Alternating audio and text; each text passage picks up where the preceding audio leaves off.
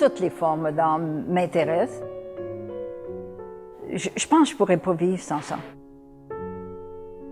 À l'extrémité complètement droite, ça, c'est vous qui me l'avez fait découvrir en regardant le tableau, Mme Trudeau. On voit, on ne peut pas avoir un plus début de lune que ça. C'est une petite ligne qui est dessinée, puis on voit c'est une lune. Puis si on regarde très comme il faut, là, puis on voit, il y a quelques étoiles qu'on peut voir, mais des petites taches. Quand vous regardez quelque chose visuellement, vous avez une vue d'ensemble.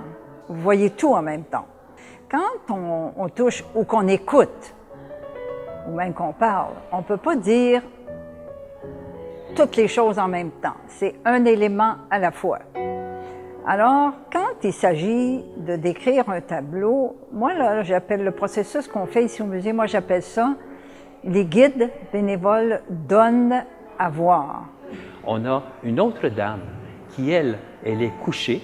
Elle est couchée en plein ventre, mais sur un tapis, un beau tapis, un tapis qui pend aussi là, en bas sur la muraille, là, qui ne touche pas encore les feuilles d'oranger, mais qui se dirige vers. Moi les couleurs, j'en parle des couleurs. OK? Puis ça, c'est un débat, là, puis moi, je lis sur le sujet et tout, parce que moi, je pense que pour un non-voyant, même un non-voyant qui n'a jamais vu, mais écoutez, ces gens-là, c'est des gens qui sont très allumés, c'est des gens qui sont très au courant, c'est des gens qui lisent beaucoup aussi, que ça peut être le braille, puis qui écoutent aussi beaucoup des œuvres sonores.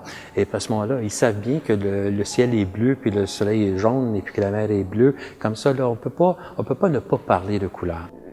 Les couleurs sont beaucoup associées à des climats, à des émotions. Tu sais, quand on parle d'un beau ciel magnifique sans nuages, on ne va pas dire qu'il est brun. Hein? Tout le monde sait qu'il est bleu, même les gens qui ne voient pas savent ça. Tu sais, le rouge, une couleur flamboyante, associée au dynamisme, à la joie, au feu, etc. Le jaune, le soleil. Il y a des émotions qui sont associées aux couleurs. On dit de Benjamin Constant qu'il est un très grand coloriste, un très grand portraitiste et un très grand orientaliste. À mesure que les éléments nous sont fournis, en tout cas moi, je me reconstitue l'image, un peu comme on fait avec un casse-tête. Hein? On prend un élément à la fois, on associe l'autre, le dessin s'agrandit, l'image se construit. Moi, c'est comme ça que je vois ça. Pour un guide bénévole, bien faire une visite pour quelqu'un qui ne voit pas, c'est une relation vraiment intime. Il y a vraiment un lien qui se fait entre moi et puis la personne qui regarde. La personne qui regarde, notamment Mme Trudeau, pose beaucoup de questions, m'aide à donner plus de détails. Plus j'aurai de détails, plus je m'approprierai l'image. Après, évidemment, l'émotion qui surgira de ça m'appartient.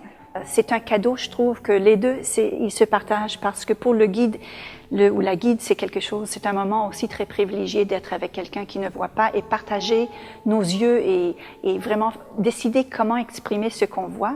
Et puis, bien sûr, pour la personne qui ne voit pas ou voit mal, c'est un cadeau pour comprendre ce qu'on peut voir. Depuis 1 an, ici au Musée des Beaux-Arts, évidemment, il s'est ouvert des portes toutes grandes, une grande générosité, une grande disponibilité, un grand accueil. Et à travers cet accueil-là, moi, je ressens aussi un profond respect. La façon qu'on a décidé de lancer un programme pour les guides bénévoles et les non-voyants, c'est quand Madame Jacqueline Verly, elle avait 80 quand elle est venue dans mon bureau, et puis elle m'a dit « Iris, j'aimerais qu'on fasse quelque chose pour les non-voyants avec les guides ». Et puis, c'est suite à une visite guidée que j'ai suivie de Madame Verly que j'ai réalisé, oui, effectivement, il faut faire quelque chose, parce que j'étais éblouie par la beauté et la magie du moment. C'est comme un miracle qui s'est produit. Je me suis dit, enfin! Enfin, on se sent accueilli, on ne se sent pas des êtres étranges qui veulent venir au musée, mais qui ne devraient pas y être. Et je pense aussi que peut-être l'approche du musée, l'ouverture du musée sur différents types de clientèle maintenant, je pense que c'est une conjonction de plusieurs facteurs qui ont fait qu'aujourd'hui, là, on a accès à des visites et puis on a du personnel des gens, des guides bénévoles qui sont vraiment intéressés, impliqués.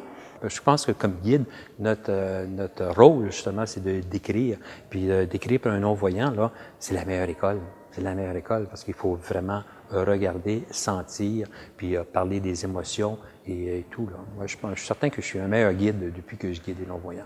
Nous, on n'a pas accès directement à l'art visuel, mais c'est pas parce qu'on n'y a pas accès directement que ça n'existe pas ou que c'est une négation de cette réalité-là. Nicole, c'est elle qui m'a accompagnée, puis c'est elle qui m'a motivée et stimulée, parce que c'est en réalisant qu'elle était tellement heureuse que je voulais vraiment continuer. C'est quelque chose, pour moi, elle a été charnière pour ce programme.